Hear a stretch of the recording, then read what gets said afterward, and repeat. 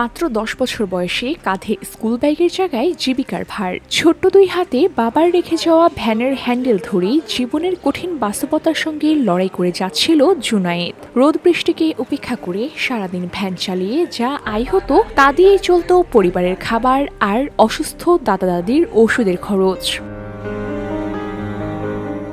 জুনায়েদের এই সংগ্রামের গল্প ভিওডি বাংলা সহ দেশের বিভিন্ন গণমাধ্যমে প্রচারিত হলে নাড়া দেয় অসংখ্য মানুষের মন। সমাজের কিছু হৃদয়বান মানুষের সহায়তায় এবার নতুন করে বাঁচার স্বপ্ন দেখতে শুরু করেছে পরিবারটি। আবারও স্কুলে ফেরা হয়েছে জুনায়েদের। বই হাতে আবারও আগের মতো পড়ালেখা চালিয়ে যেতে চায় সে আর তার ভাই বোনেরা।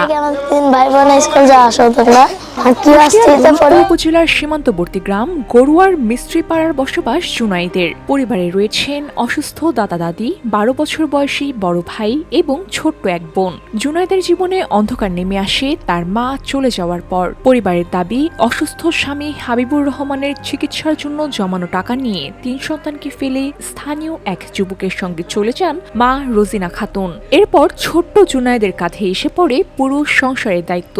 আমার বাবা মরার পরে তার নাকি ভ্যান চালাতো, সংসার খাওয়া ছিল না, তার নাকি বাবা মরতে ভ্যান চালাতো, তার নাকি আমার ৩ ভাই বোন স্কুল যাওয়া হতো না। যে বয়সে স্কুলের বন্ধুদের সঙ্গে পড়াশোনা করার কথা, সেই বয়সেই বাবার রেখে যাওয়া ভ্যান নিয়ে রাস্তায় নামতে হয় তাকে। সংসারের অভাব, অসুস্থ স্বজনদের চিকিৎসা আর ছোট্ট ভাই বোনের মুখে খাবার তুলে দিতে প্রতিদিন সংগ্রাম করতে হয়েছে শিশুটিকে। মা চলে যায়, বাবা মরে যায়, ভ্যান চালাতো, স্কুল যাওয়া হতো না। তারপরে আইনে স্কুলে আসি, স্কুল পরীক্ষা যখন দিয়ে এখন স্কুল পরীক্ষা দিয়ে এখন বাড়াচ্ছি। ইচ্ছা আছে এখনো স্কুলে পড়বো, আমার ইচ্ছা এখনো মেলা দূর পড়াশোনা করব। তবে ভিওডি বাংলা সহ বিভিন্ন গণমাধ্যমের সংবাদ প্রচারের পর বদলে যেতে শুরু করে পরিস্থিতি। সহায়তার জন্য হাত বাড়িয়ে দিয়েছেন অনেকেই। নতুন করে স্কুলে ফিরতে পেরে খুশি জুনায়েদ। তার স্বপ্ন, পড়ালেখা শিখে একদিন পরিবারের দুঃখ ঘুচাবে সে। আমার সম্পত্তি বেটারা আমাকে সাজাতি করি, আমাকে যে জোগাড়যন্ত্রী করে দিয়েছে, এখন আমার যা দিয়েছে কয়দিন খাবো, যাই দিক যেভাবে দিক, আমি কয়দিন এই ছেলেপিলি ক মাস খাওয়াবো।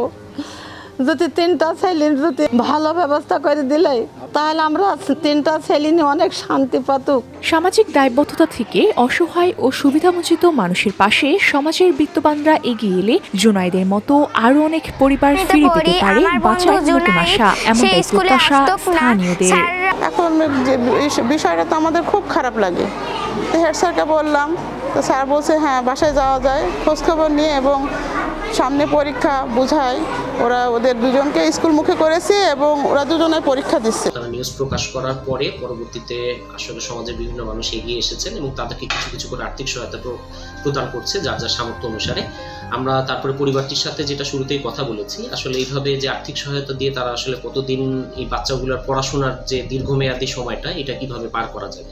তো আমরা অলরেডি তাদেরকে প্রস্তাব যেটা দিয়েছি, সরকারি শিশু পরিবারে বাচ্চা 3টাকে যদি দেওয়া হয় তাহলে সরকারি খরচে তাদের পড়াশোনা, থাকা, খাওয়া সবই হচ্ছে সরকারিভাবে ব্যবস্থা হবে। তো রাজি না হলে আমরা বিকল্প যেটার কথা বলেছি, যে আর্থিক অনুদানগুলো আসছে তার পাশাপাশি আমরা উপজেলা প্রশাসন থেকে তাদের অলরেডি খাদ্য সহযোগিতা দিয়েছি, এর পাশাপাশি আর্থিক যে সহযোগিতাটা আমরা দিব সেটা দিয়ে তারা যেন আয়বর্ধক কিছু যেন করে থাকে। সেক্ষেত্রে বাচ্চাদের যে দাদা রয়েছে, উনি যদি এটা দোকান করেন, দোকানে হচ্ছে যে মালামালগুলো সেগুলো আমরা কিনে দিব।